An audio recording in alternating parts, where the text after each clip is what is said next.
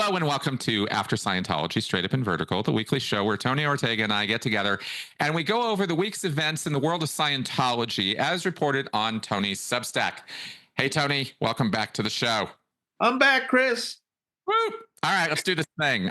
We had a week. We had some things go down Scientologically, starting with 39 years ago. L. Ron Hubbard died and things happened. You wrote a story about the event and the memorial. What'd you cover? Hubbard died on a Friday, January 24th, 1986. But I tend not to mark that date so much as 3 days later on the 27th, on a Monday, Scientologists in LA were asked to come down to the Hollywood Palladium. And they had this bizarre event. And I've heard they had other ones too. I've heard some people say that there was also one held at the Universal Amphitheater, but I don't think there's video of that one. The video we have is from the Hollywood Palladium, and it's such a strange event. The music's weird. I've talked to numerous people that were there that night, and almost all of them, I can only think of one other person that said otherwise. Almost all of them said they had no idea who this little guy in a naval uniform who came walking out on the stage to talk to them was. Right. David Miscavige was just not well known among the general population of Scientologists. And he comes out to tell them that L. Ron Hubbard has left his body voluntarily to go research things on another plane. And, I've talked to a lot of Scientologists who tell me that, yeah, I believe that. I believe that story. But what's interesting, if you listen carefully to the audio, is that Miscavige describes what happened, that L. Ron decided to leave his body, go somewhere else, keep doing his research. There's this ripple of sound in the audience because I know everyone will tell you, oh, I believed it. I believed it. They were freaking out because they knew what he was really telling them, that Ron was dead. I'm convinced of that. That's why Miscavige looks so nervous. That's why Pat Broker looks so nervous. They're not sure how people are going to react. They've got to keep a lid on things. I think they look terrified as they're describing this. Yes, people generally bought the idea that Ron was happy to leave his body, and Earl Cooley, the attorney, comes out and says he had a healthy body, all this nonsense. But there was definitely a reaction that tells you that people understood what he was really saying. And it's an incredible event because groups like this have a hard time surviving their founder, and that's why Dave and Pat were so nervous. Are we going to be able to keep this thing going? So a couple of years ago, I finally put together a full transcript of the entire video. And I decided each year to put that out. People appreciate it. It's just such a bizarre event. Interesting to see what people say. And, we mentioned a year ago or so, it's now David Miscavige has now been the top guy and running Scientology longer than Hubbard did. So interesting, that little historical note there. But and Hubbard had been out of sight for years. But as Bruce Hines was just telling me, he said you always had this feeling that Ron's somewhere making sure things are being done right. And now he's gone. And that was a really strange feeling for people. So just a big date in Scientology history that we like to note every year. Absolutely. Huge, in fact. And I can remember 39 years ago when it happened. Yeah. I do. I remember I was in high school. I was still in school. I was still, just a beginning Scientologist as far as that goes. But I had started doing classwork and officially being on board. And Hubbard passing was obviously, a reality all of us knew was coming at some point, but we sure as hell didn't see it coming now. And of course, the whereabouts of Hubbard, the fact that at the time I was living literally an hour away from him at the Creston Ranch and had no idea, right, that I was so close to him. Yeah. all of that was quite overwhelming at the time when he died. I remember hearing the word on it, and being connected with Santa Barbara's Church of Scientology. We were close enough to Los Angeles that people were going down there all the time, and all the staff did go down to the event and came back and told us about it, because I was still so young and new. I wasn't, going down there yet that way. But there was it was described to me as a 10 to 15-minute long standing ovation for Hubbard that was not on camera at that event. After that, and like, they cut it out for obvious reasons. Nobody's going to sit there for 15 minutes watching video of people applauding, but that happened spontaneously, and the emotions in the room were all over the place. And of course, I think you nailed it, that Miscavige and Cooley and the rest were very nervous, really sweating bullets, because not only did they have to stand on a stage and tell a bunch of people, oh yeah, Hubbard's gone now, and basically we're taking over. But they had to do that in the face of Hubbard not having done anything to set that up for them. There was no secession plan. There was no communication about what to do to the general Scientology public. Your run-of-the-mill Scientologist just had the expectation Hubbard is going to be around forever. Right. So the idea that that there even would need to be a secession was never put down at the public level, and so they didn't know what was going to happen. Yeah. And it was very true that no one knew who this little short guy on the stage was who was emceeing this event. And a key part of the event, which I think greased the wheels for their takeover, was very cleverly putting in that event, we got the rest of the OT levels. Yeah. Right? We got the tech. We know where this is going. And don't worry, it's all in good hands. And Hubbard intended for it to be this way. And the big joke, of course, being that none of that was true. Right. So they were having to roll all of this. And I wonder, in hindsight, how much of that was Miscavige and how much of that was Cooley. And some of these outside guys having a little bit more savvy than maybe some of these Sea Org guys as to how to go about doing this transition of power, because that's what they pulled off that day. It was a very, very important moment in Scientology history, actually, for a lot of reasons. Yeah, I agree. Yeah.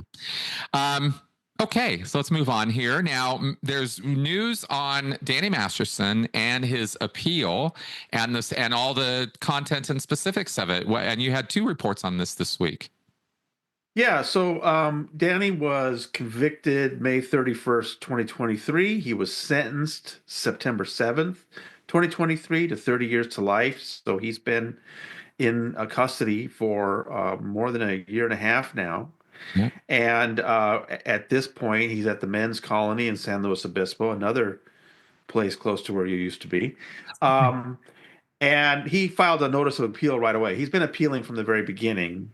I know, but what the part of the process is, he gets some appellate attorneys. They get a copy of the court transcript from the trial, and then they put together their first, what's called an initial appeal brief. We've been waiting for that to come in. Cliff Gardner is his appeal attorney. He's one of the best known appellate attorneys in the country. He's handled things like the Menendez brothers case, the Scott Peterson case. This is as basically as high profile an appellate attorney as we have in this country. And what he did something interesting. A little bit early, before it was due, he posted a 59,000 word version of the appeal brief on his website. We posted the whole thing at the bunker so people could see it.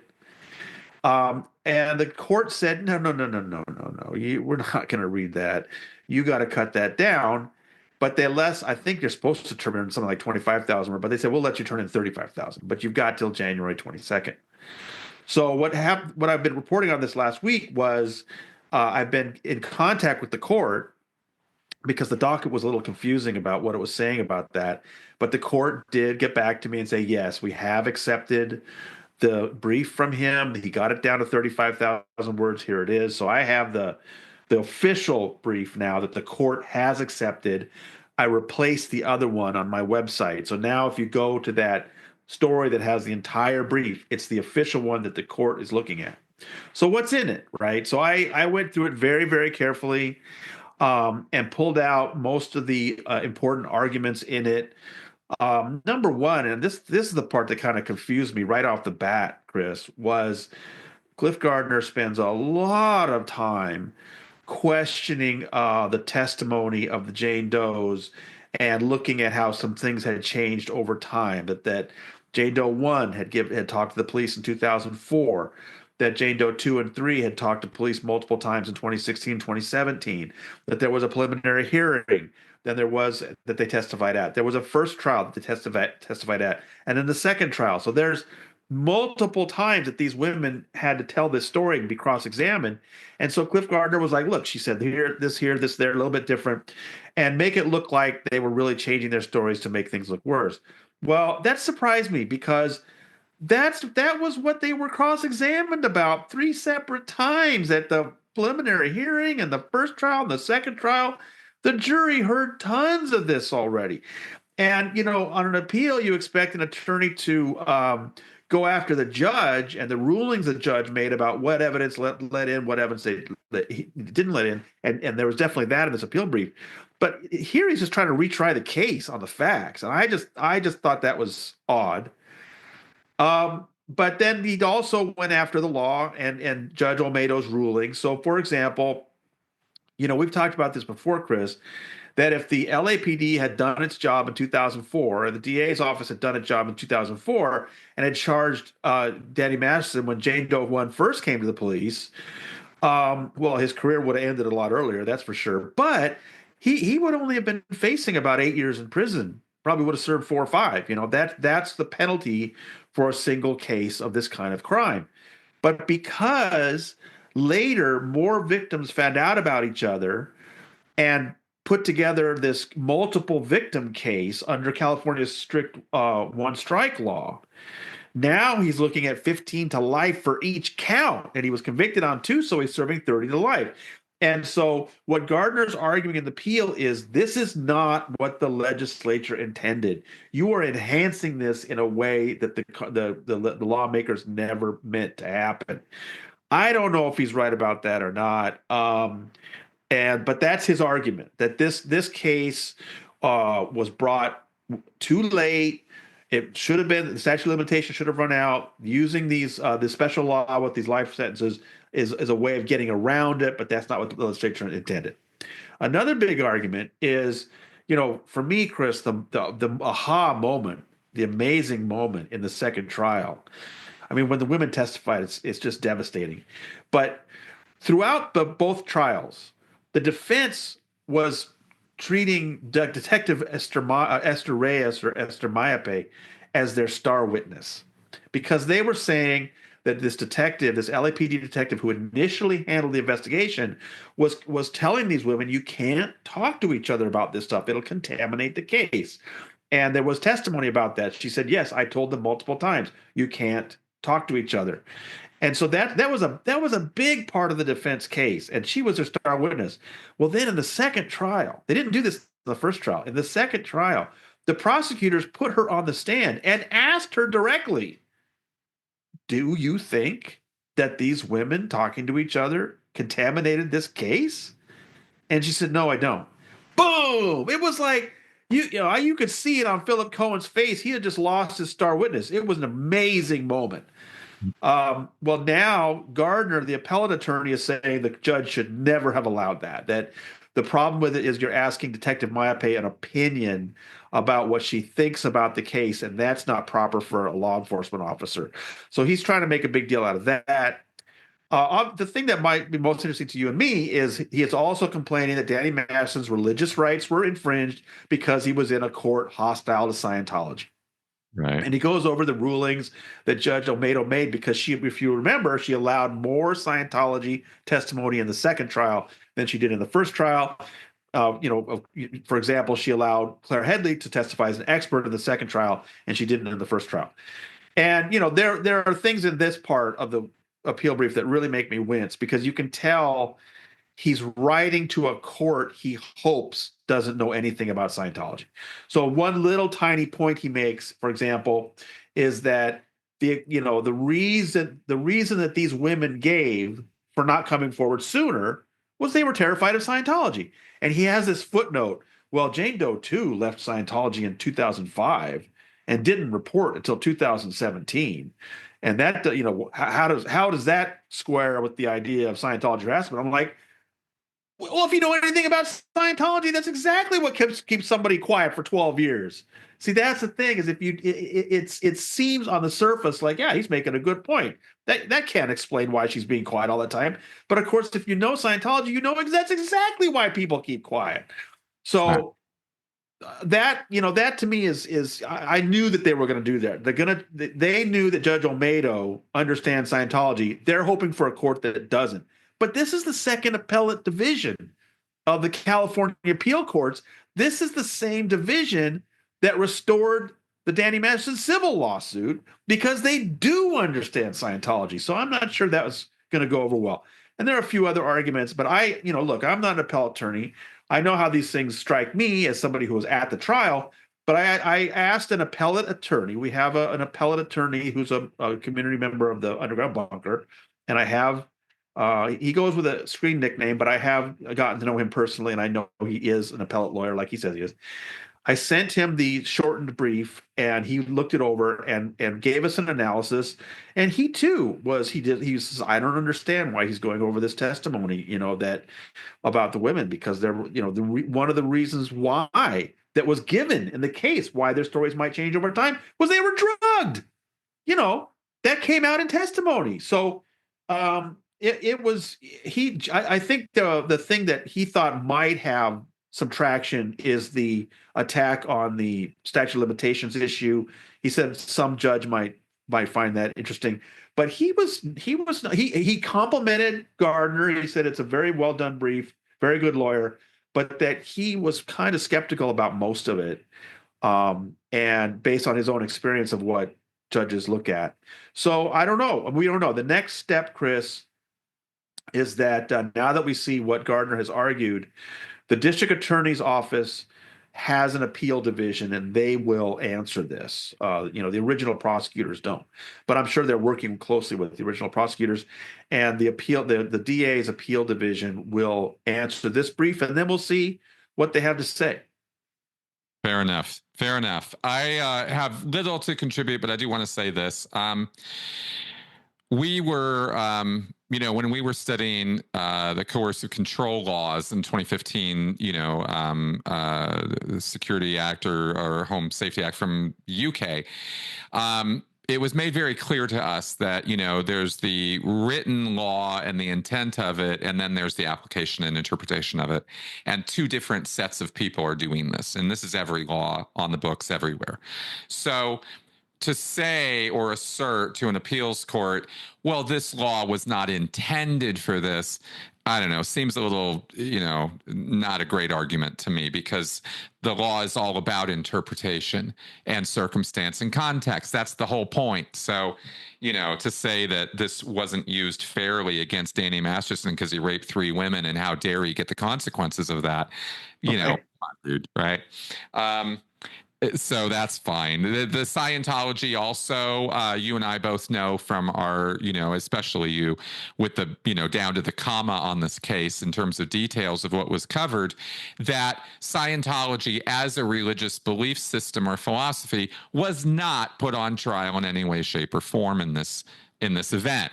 Its beliefs were not on trial. Nobody was questioning Xenu.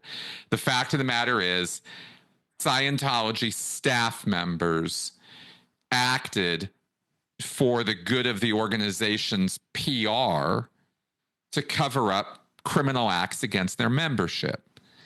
This is a pattern we've seen repeat over and over and over again from institutionalized religions over the last many decades.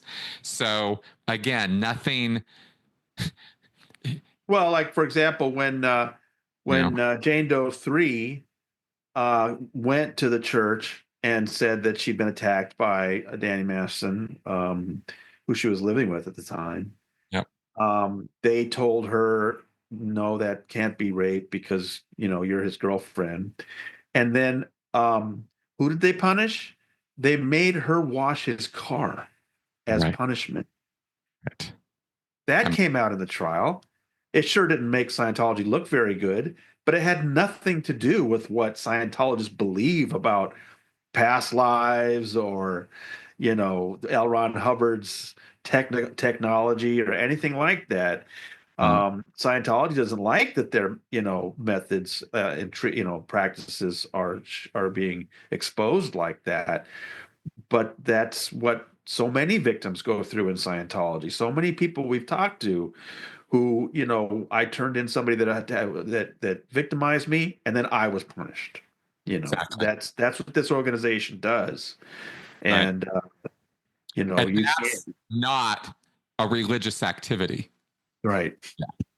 So the entire argument about Scientology is really just hype. It's a misdirection. And I thought we should say that. So Okay. okay. Now let's carry on here, and we'll see. I'm really glad that Texas Slur that you had that critique of that. It was very interesting and a little eye-opening, as it usually is when we have our brushes with the actual legal system and we have to see some of the nonsense that goes on in there. Like, what do you mean this argument could possibly have some legs? What?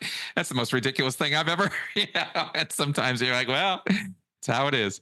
All right, so we'll see how this progresses. Do we know in terms of what's next on this, in terms of when there's a response? Right. So, like I said, that the DA's appeal division will write a response to this. I'm sure that'll take some time. Also important to note, and I really appreciated that Texas Lawyer went through the different arguments and explained that some of these arguments, if the appeals court agrees and says, yes, the judge should not have done that, Danny's rights were harmed, then they'll remand it for a new trial.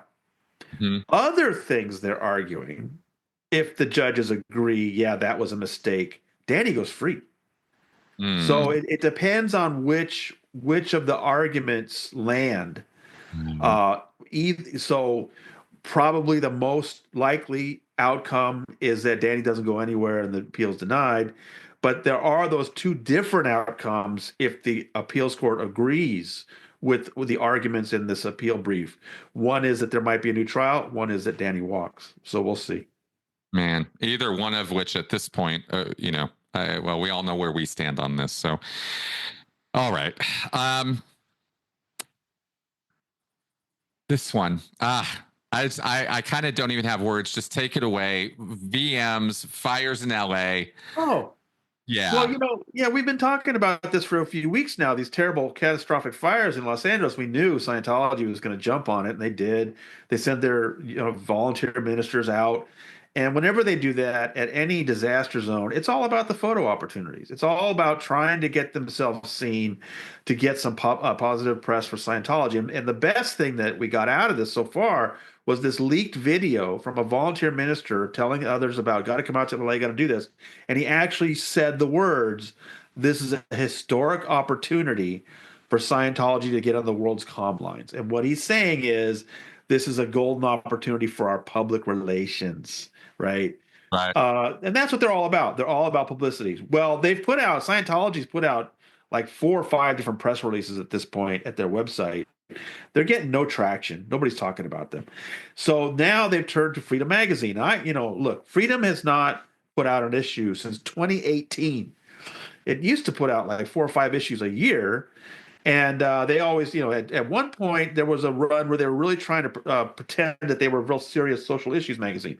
It's dead. But they do have a website and they do put up stories once in a while, again, in that sort of issues vein, but also attacking critics of the church. So they put this out, a slightly more magazine style version of the press releases, talking about these brave volunteer ministers on the front lines and this and that. And I was snoozing through it. But then they mentioned an actress. I said, an actress? And they had pictures of her. Her name is Jade Pettyjohn. I wasn't familiar with her, but she's got quite a extensive credits list at IMDb going back about 10 years. She's only 24 years old, but she started as a kid. And most interesting to me was 6 or 7 years ago, she was in a movie with Nicole Kidman, and I found a picture of her and Nicole. And of course, I know people will then ask, well, now why would Scientology? And this is Jade Pettyjohn. She's OT5. Okay, she grew up in the church. Obviously, she's totally dedicated. Why would Scientology allow one of its celebrity members to be in a movie with Nicole? And it's just very important to remember. Celebrities get to break all of those rules, particularly if they're succeeding and getting roles and making money and spending it on Scientology, which she clearly is. Then they don't care if she was in a movie with Nicole Kidman. But anyway, it's fun to see who the next little generation of Hollywood celebrities is for Scientology. It's usually people that have grown up in the church, and that's this young woman. But I just thought it was interesting that they had her in the yellow jacket. They had her carrying water at the scene of the fire. She's in it for the whole whole thing. So I don't know, Chris. What do you think about the church? Its publicity attempts. I just don't know what to say anymore. I mean, the only reason it's fine. I'm just joking around here, guys. It's, I just don't know what word to use anymore for when we keep saying, look, it's the photo ops. They're only out there for the photo ops. And then they just keep proving to us week after week after week that they're only out there for the photo ops. It's kind of, wow, I thought they watched us. I thought they paid attention to what we were saying about them, Don't you guys get it? Like, nobody cares what you're doing. No one. Yeah. But we have to always remember, actually, now I'm going to check myself because, of course, who is all this for? The rich donors. So they'll That's donate. right. It's for the donors, and they're going to be thrilled to see an actress on the front lines helping with the disaster effort, and that's really who they're trying to impress to get more donations going. But it's fun to see who some of the next little generation is. Absolutely. It is. And it was surprising because I had never heard of this woman. And there's a certain point where you stop keeping track of what the number one hit is on Billboard top charts and all that. So it's fine. Now there was a really sweet article you put out, sort of a memoriam about Mike being added to a list of Yeah. John. What was this about? Well, we started this years ago, way back in 2013. Scientology was getting the flag building ready to be opened. And it was just one of these minor little controversies of Scientology that always come up, where they are in Clearwater, Florida.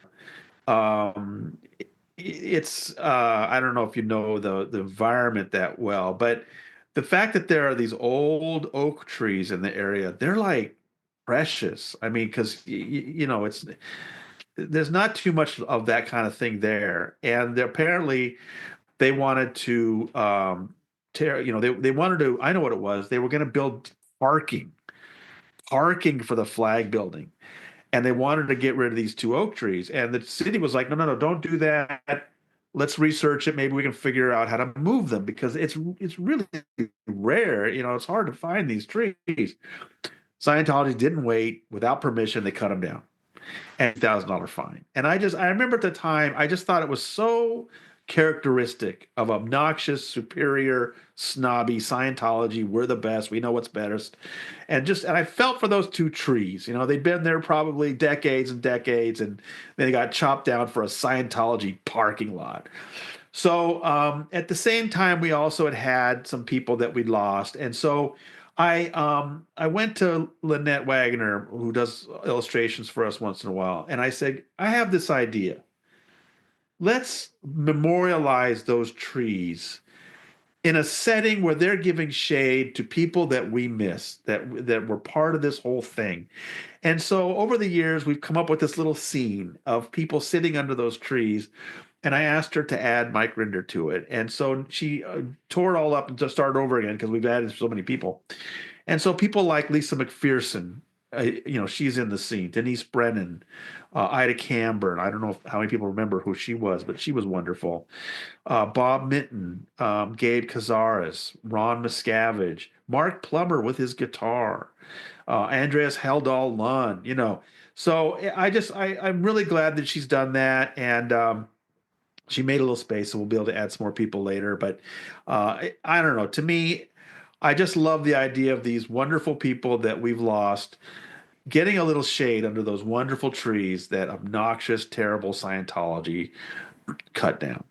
The imagery is beautiful. Actually, I'm going to say this, and I also want to say this other thing. Um, there isn't really another place where you're going to find a historical record or yeah, a history of the fight against Scientology besides the underground bunker. I mean, if we're being real, right? Um, and you are documenting the fight. In addition to being part of the fight and doing the fight, we got a running record of it on a daily basis going back years. And we're memorializing these warriors, these people, these, as I've said many times, these giants whose shoulders we're standing on. These are the people who fought the good fight. And I just wanted to say that because I realized all of a sudden, like, wait a minute, this is the archive. This is it. So anyway, so thank you, Chris. Tony, and thank you for doing that, because it's the only thing keeping the memory of these folks alive. Well, that's not the only thing, but for me, I don't know, for some reason that idea of those trees really Yeah. hit me, and I like the idea of them relaxing in the shade and enjoying some peace now that their fight's over. And Lynette does a wonderful job, and I thank her so much for taking her time and redoing it this time. So, yeah. Yeah. Yeah. Well, awesome. Thank you. Thanks for that. And definitely in wonderful memory of those people. They were all special. Now, last story for this week and for today. Mark Bunker did another awesome with some video work. What was the story this time? Well, since his term ended as city council member, he's really thrown himself back into his film work, and he's done some really fun things at YouTube with artificial intelligence. But he has also started a project where he's gone back to some of his old videos and up converting them to 4K, and so they really look wonderful. What really surprised me was he also went way back to 1968 to get Charlie Nairn's documentary, The Shrinking World of L. Ron Hubbard, and up converted that to 4K, which is great because that was shot on film. So I mean, it's the thing is pristine, and not only so several years ago, apparently Charlie had given him a DVD, not just with the broadcast version of that 1968 half-hour documentary, but the production DVD with separate tracks and separate individual items. So Mark was able to pull some of the stuff out. So, for example, there's a scene on the deck of the ship of the Apollo where some, swabbies are being sort of, given instructions. And it's just sort of B-roll because you're hearing this narrator talk about something. Well, Mark was able to get out that original track. And so we can actually hear what the Sea Org guy is saying to the sailors. And I just thought, that kind of thing is so cool. So he's up converted the half-hour documentary, and you should watch it. Even if you think you've seen it before, you haven't. It's so amazing. Charlie Nairn did such a great job. In 1968, he had Hubbard's number. And then watch the extras on a separate video Mark made, where he's pulled out these individual elements so you can hear some things you can't hear in the regular documentary. Just wonderful stuff he's doing. I encourage everyone to go over there and subscribe to his YouTube channel and help him out. Like I said, he's trying to transition from that city council work to this work, and it's not easy making ends meet, but he's doing some fun work. Yeah, I'll say. And, it is from this Charlie Nairn documentary that so many Scientology critics and watchers have. It's been so much fodder for Hubbard's teeth.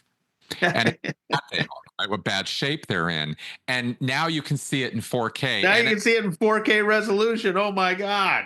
It's bad. I mean, I was like, that was actually the first thing I was like, were his teeth really that bad, or was it an artifact of the film? And no, they were that bad. He was very averse to dentists. Um, anyway, it's a fantastic restoration, and one that I highly recommend people check out. So much so that I'm kind of itching to go through the whole thing piece by piece and maybe do a little analysis of it. I You never do it. do that. You should do it. Should, yeah, I think I'm going to do something like that. So, so anyway, so Mark, thank you for the work you're doing on that. I of everybody, of all people, know how much work that is, and it is, and it's well appreciated. So thank you. Okay, Tony. Well, that's the end of the show for this week. Do you have any sort of comments or preview about what's coming up? Oh, I got some fun things coming this week. Mm. Well, okay. Good. So, folks, the address for Tony's Substack is actually right there. So, if you see it right there below Tony's smiling mug there, go to it. Get signed up, get subscribed, get your daily notifications, just like I do. And that way you'll keep up on what's happening. And then we will give you our brilliant analysis on Mondays. How about that? So there's a good deal. And you can keep up on what's happening with Scientology. So with that, Tony, I'll see you next week. Folks out there, see you all soon. Bye-bye. Thank you, Chris.